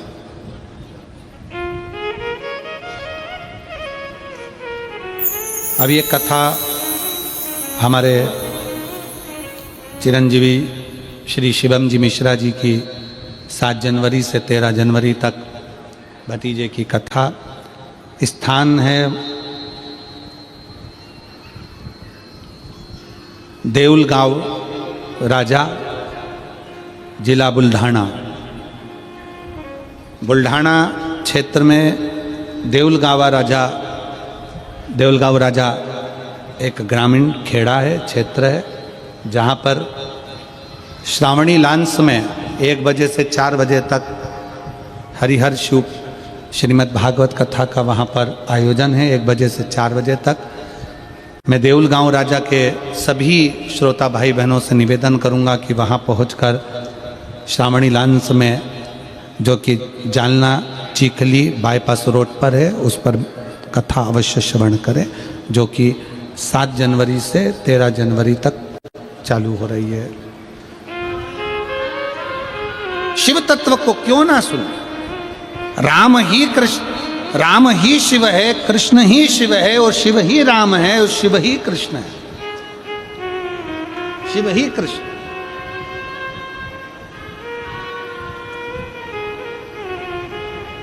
जब हम भगवान शंकर की अविरल भक्ति को धारण करते हैं, जब हम शिव की अविरल भक्ति को धारण करते हैं, तो शिव हमारे करीब में होता है। हमारे पल पल, हमारे हर क्षण में शंकर हमारे साथ होता है। एक पत्र है,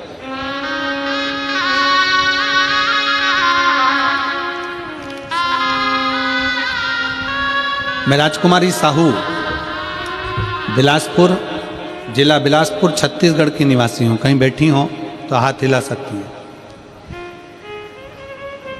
श्री शिवाय नमस्ते। आप ही हैं ऐसा? वापिस हाथ हिला दो एक बार।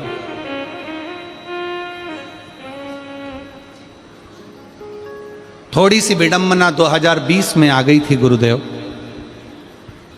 जिसके कारणवश मेरा पूरा मकान बिक गया था।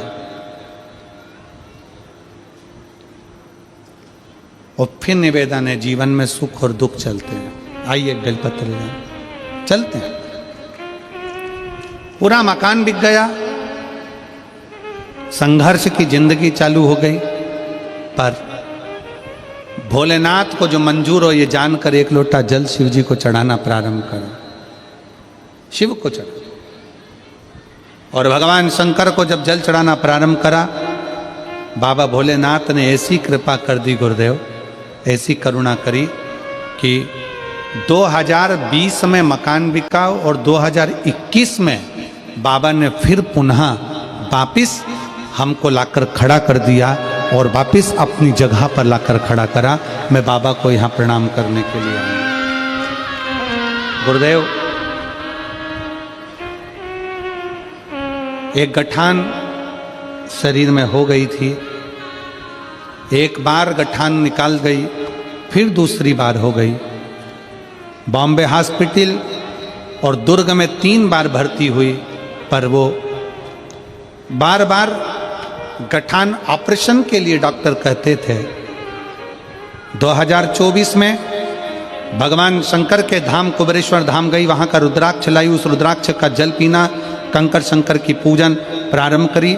आज बाबा की कृपा से मेरी गठान पूरी गल चुकी है। मैं बाबा को यहाँ पर प्रणाम करने के लिए आई। साधु था।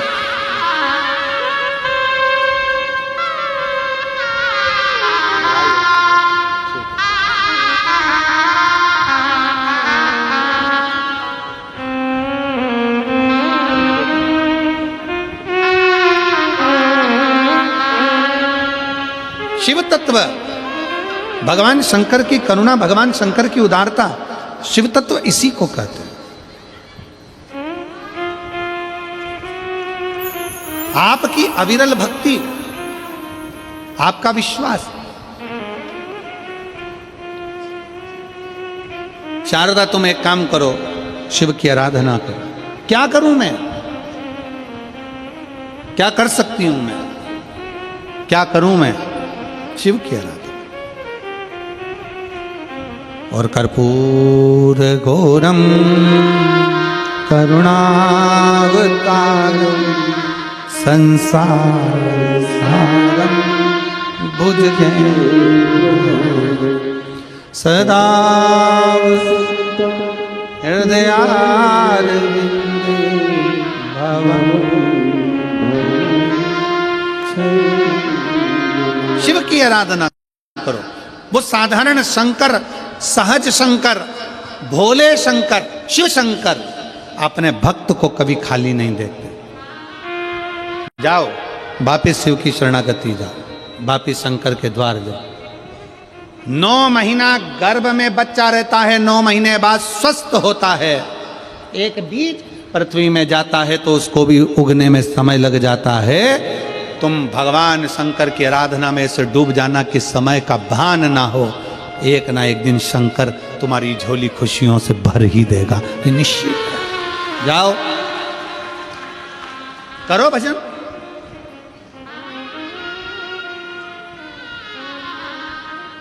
एक पत्र है,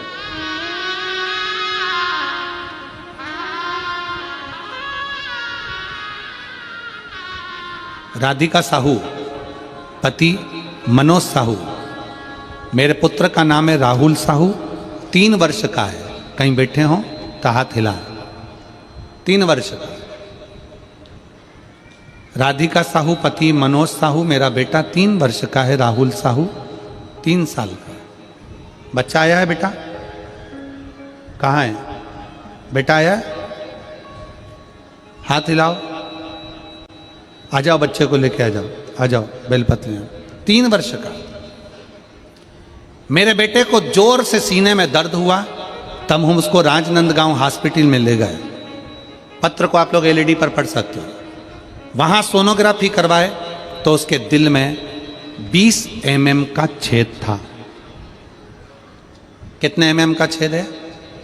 20 mm का छेद बताया। गुरुदेव फिर बोल दिए कि हम बच्चा नहीं पाएंगे, मतलब ये बच्चा हम नहीं पाएंगे, मतलब ये बच्चा रह नहीं सकता। हम लोग घबरा गए, फिर घर आ गए। तब शिवलिंग का जल पिलाना शुरू किया। फिर भिलाई में आपकी कथा हो रही थी। 7वें दिन कथा में गए और कथा पूरा सुना।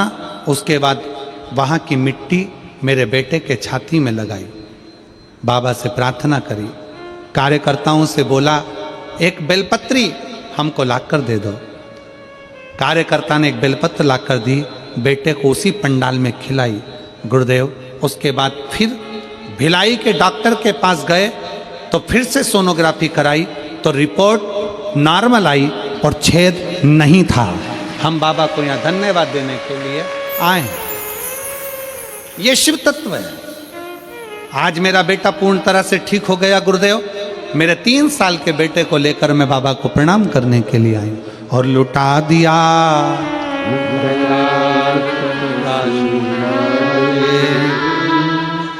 कर दिया माला।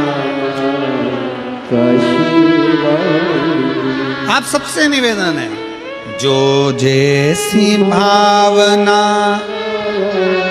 किस किस को आता है जरा बोलो। तुम लोग शांत रहो जरा, आप लोग गाओ। जो जैसी भावना, आवाज यहां तक आना चाहिए। जो जैसी भावना लाया वो वैसा ही फल पाया, नहीं खाली किसे लौटाया वो मन ही मन हर्षाया। और कर दिया माला काशी वाले ने लुटा दिया।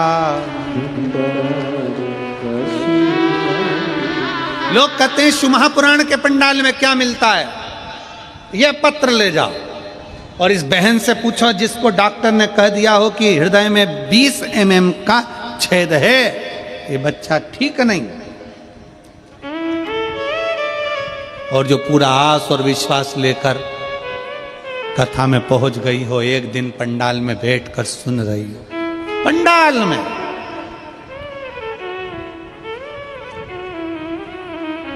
हम आपसे भी निवेदन करेंगे, कथा सुनने के लिए अगर आओ ना, तो जब तक कथा की आरती ना हो जाए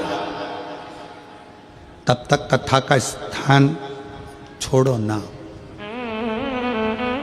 जैसे ही आरती हो प्रणाम करो, झोली पसार कर नमन करो, बाबा भंडार भर देना दातार, तेरे भरोसे पर आई हूँ, बहुत दुखी हूँ, बहुत कष्ट है, तू कृपा कर देना दातार। आरती होने के बाद भूमि को नमन करो, प्रणाम करो, वहाँ की रज को, मिट्टी को अपने मस्तक लगाकर उसको कहकर दिल से उससे प्रार्थना कर कर जाओ, दिल से।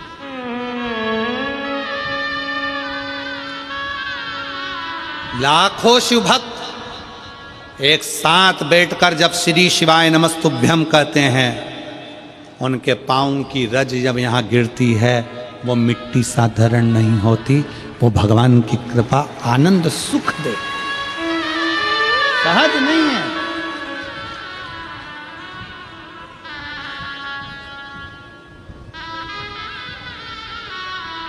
सोलह जनवरी से जो कथा सूरत गुजरात में होने जा रही है, मैं सूरत वालों से भी कहूंगा, दिल से कथा सुनना, दिल से। 1 बजे से 4 बजे तक सूरत की कथा 16 तारीख से होगी, उसको हृदय से श्रवण करना, सुनो, बाबा से विनय करो, विनती। जो जैसी भावना वो वैसा नहीं, खालियों से लौटाया वो मन ही मन, और कर दिया माला माल काशी, लुटा दिया भंडार काशी। आप जिस कामना से आए हो, जिस भाव से आए, जिस विचार से आए, जिस सोच से आए, नेथ्रू ऋषि कह रहे हैं, शारदा वापिस जा शंकर के शिवालय,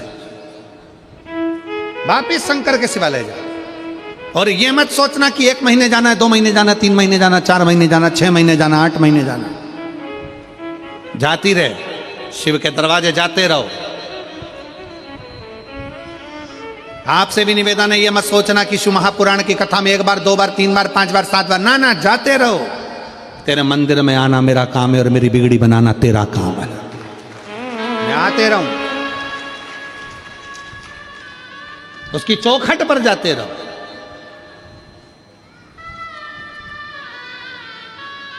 और आप सब हाले कोसा वालों को हमारी तरफ से निमंत्रण है, 25 फरवरी से 3 मार्च तक कुबेरेश्वर बाबा का रुद्राक्ष महोत्सव है, जिसका दर्शन ही मात्र जीवन में आनंद दे देता है। ऐसे रुद्राक्ष महोत्सव के लिए सीहोर अवश्य पधारें, आप सबको निमंत्रण, पधारो बाबा के उस आनंदमय लीला का दर्शन करने। शिव तत्व हो, कहा जाओ। शारदा ने मंदिर में जाकर शंकर जी के मंदिर में जल चढ़ाना प्रारंभ करा। जैसे ही जल चढ़ाना प्रारंभ करा तो लोग शब्दों पर शब्द कहना प्रारंभ कर दिए। थोड़ा ध्यान रखिएगा।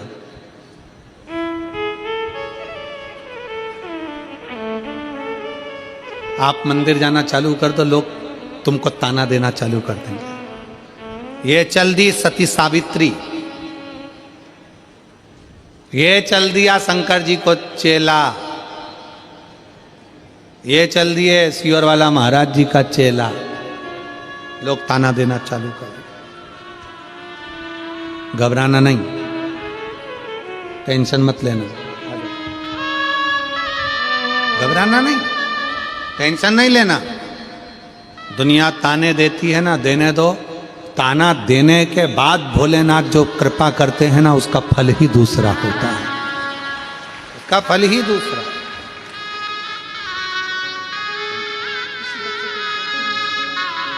शंभो श्री शिवाय नमस्ते।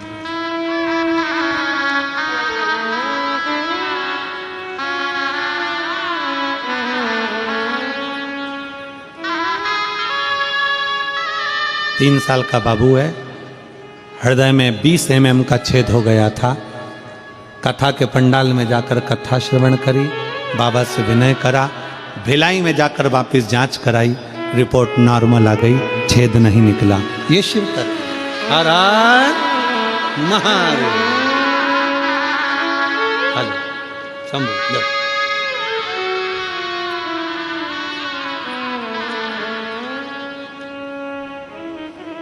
एक विश्वास अपने भीतर, एक भरोसा अपने भीतर। दिन नहीं देखना, तिथि नहीं देखना, तारीख नहीं देखना, विचार नहीं करना कि मैं कल से मंदिर जाऊंगी कि परसों से मंदिर जाऊंगी कि नरसों से जाऊंगी। आज काल करे सो आज कर, आज करे सो अब।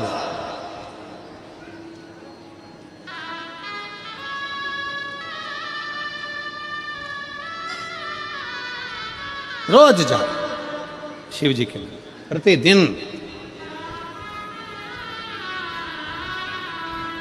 शारदा ने कहा कि लोग ताने देने लगे, अब शब्द करने लगे। दुनिया की रीति है, फिल्म देखने जाओगे कोई ताने नहीं देगा,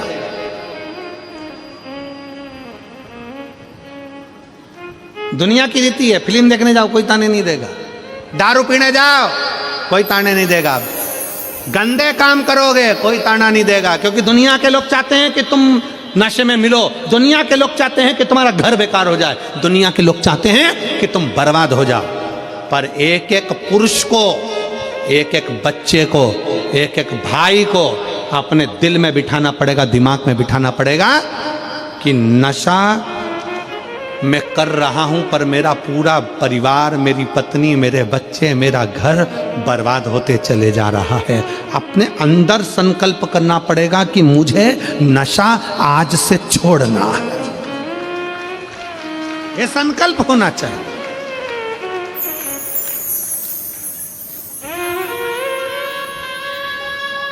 आपकी नगरी में कोई सदगुरु आए ना, आपकी नगरी में कोई गुरु अगर आपके नगर में आ जाए, तो गुरु को जब विदा करा करो ना, उससे पहले अपना एक अवगुण भी साथ में छोड़ दिया करो। एक अवगुण छोड़ दो कि मैं आज से ये नशा नहीं करूंगा, आज से मैं गलत काम नहीं करूंगा, आज से मैंने गुटखा छोड़ा, ये गुटखे के कारण कैंसर हो रहा है, ये गुटखे के कारण गठान हो रही है, कहीं मैं ये चीज खा लेता हूं तो पथरी हो रही है, ये हो रहा है, वो छोड़ो, गलत काम छोड़ दो।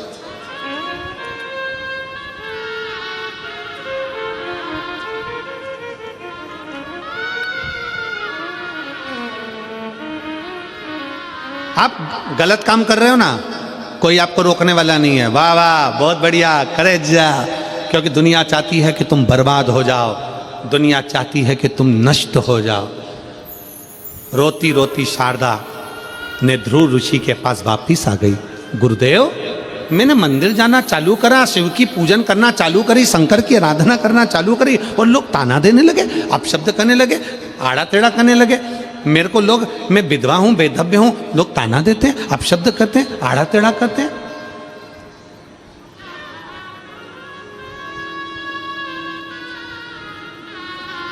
ने ध्रुव ऋषि ने कहा, अरे ओ शारदा, मेरी मां, हे माता, मैं आपको प्रणाम कर कर कहता हूं, अगर दुनिया के लोग ताना देते हैं ना, गाली देते हैं ना, अपशब्द कहते हैं ना, इनको कहने दो। इससे अपने जो पाप है ना पूर्व के, वो सारे की सारे कटना चालू हो जाते, पाप कटना प्रारंभ हो जाता। इनको ताना देने दो, इनको गाली देने दो, इनको अपशब्द कहने दो।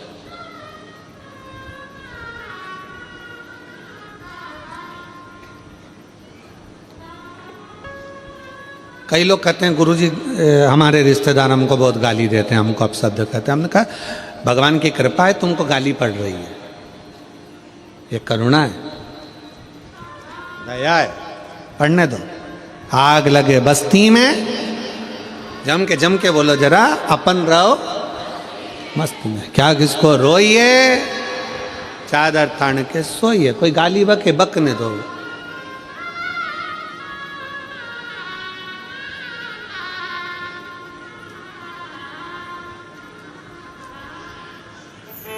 जितनी गाली किसी को नहीं पड़ती होगी उतनी हमको पड़ती है।